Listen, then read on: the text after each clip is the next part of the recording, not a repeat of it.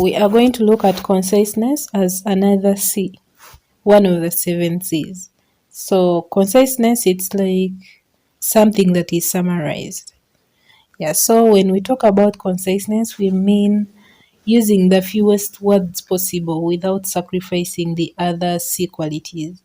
So you communicate, but when your message has the fewest words possible, it has the fewest words, but when it's complete, it's correct.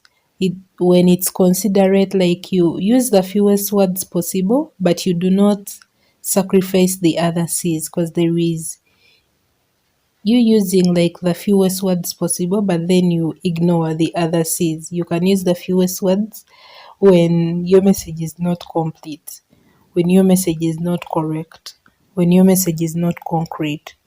Yes, so conciseness, we talk about using the fewest words possible without sacrificing the other C's. Yeah, you use the fewest words, but when your message is concrete, correct, complete, yeah, and the other C's.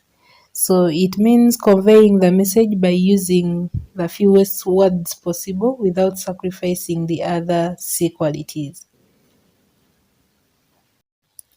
And conciseness is a prerequisite for effective business communication, since all businessmen have a busy schedule. Hence, a concise message saves time and then expenses for both parties. So, if you communicate using the fewest words possible, you will not waste people's time. Yeah, because people have things to do. You will not waste people's time, and then it will also reduce on the expenses. For example, in form of paper, in case you write something down. Yeah, you will use like few stationery. Yeah. And conciseness means saying all that needs to be said and then no more. Like you just say what you are supposed to do, you do not beat around the bush. That's what they call being concise. So, how to achieve conciseness? The first way to achieve conciseness is to avoid wordy expressions because they slow the pace of communication and people miss out on the meaning. So, learn to substitute a word for a phrase. Like instead of using at this time, you can just say now. Yeah, to avoid wordy expressions. Another way to achieve conciseness is that include only relevant material by sticking to the purpose of the message. You delete irrelevant words, avoid long introductions and unnecessary explanations, like just go straight to the point. For example, if one of your customers requested for clients of the company, in reply, you should just simply give them a list of the clients at the pan of your company. There is no need for you to provide like detailed business information about all the clients because they never asked for that. They just asked for clients of the company. So just provide a list of the clients of the company. Yeah, so it is another way to achieve conciseness. Avoid long introductions, unnecessary explanations, always stick to the point. Yeah, and delete irrelevant words. Another way to achieve conciseness is to avoid unnecessary repetition or redundancy. Sometimes it is necessary, like to emphasize the point, but when the same thing is said without 2 or 3 reasons, the message becomes wordy and then boring. Yeah, an example, it's when you say necessary requirement. The requirement is already necessary. So you are repeating yourself. Use one word. Yeah. Either it is a requirement or it is necessary. Combine together. Combine together. It is the same thing. Choose one. Either combine or together. Advanced planning. Planning is already advanced. So choose one.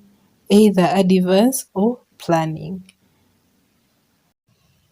Using words like but nevertheless. But and nevertheless, they have the same meaning. So use one. Then past history. History is already in the past. Yes, so choose one. Then true facts. Facts are already true. So you can't use both of them. Basic fundamentals. Fundamentals are always best. So choose one, then repeat again. Repeating is already saying something again. So do not use like the two of them in the same sentence. So avoid unnecessary repetition or redundancy. It will make your message concise. Another way to achieve conciseness is that use shorter names after you've mentioned the long one once. Like in case you are writing something about Makerere University Business School, mention it once, like at the beginning of maybe your story, and then like as you go on, instead of writing again Makerere University Business School, just write its shorter name, which is MOOBS. Yeah, the receiver will know what it is all about. So use a shorter name after you've mentioned the long one once. In case you mentioned like World Trade Organization at one time in the sentence, like do not repeat it again. Just write WTO. It will make your work concise. Another way to achieve conciseness is that avoid redundant words and then terminologies. Yeah, for effectiveness. Avoid terminologies, only include words that are relevant and phrases that are relevant only. For example, if you say something that is like this, during the previous year that just passed, MOOBS had a financial deficit, and it is now endeavoring to ascertain the causes of that financial deficit. So you are repeating yourself during the previous year that just passed. Of course, the previous year just passed. You're not supposed to repeat it again. Yes, so the correct statement is supposed to be like, last year, MOOBS lost money and is now trying to learn the causes of its problems. That would be better. So include phrases that are relevant only. Yeah. There you'll be able to achieve conciseness. Do not repeat yourself and do not use terminologies. Another way to achieve conciseness is that omit information that is obvious to the reader. Yeah, it's like addressing students and then telling them, this is a school and you are here to read books. Like it is obvious, they know that. Yeah, it's like maybe telling married people or people that are getting married that you guys are getting married, but you know that you are supposed to give birth to kids. It is something that is obvious to them, they know it. So omit information that is obvious to the reader if you want to be concise. So those are some of the ways of achieving conciseness. Let's look at the benefits of conciseness. First is that it saves time and expenses for both the sender and then the receiver, because you communicate the message in the fewest words possible. So it will help you to save time. And then for expenses, it is in terms of stationery, ink, papers, and all that.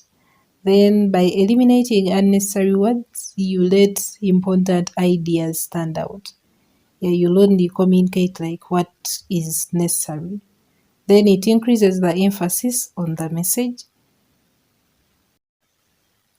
Then it shows respect for the recipient by not including unnecessary information. It shows that you respect the person receiving the message. Then when it is combined with the you attitude, concise messages are more interesting to the recipient.